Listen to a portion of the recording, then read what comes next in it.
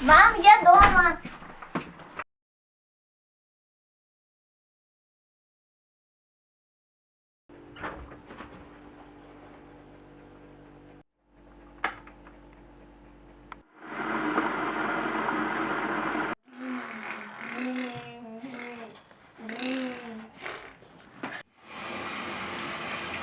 Дочь, экономи электричество.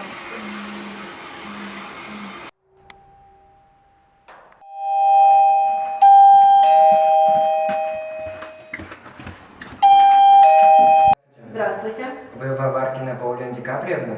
Да, вы кто? Я представитель «Энергосбыт Плюса». Мы выселяем вас за неуплату в счетах электроэнергии. Но у меня 2 детей. Сожалею.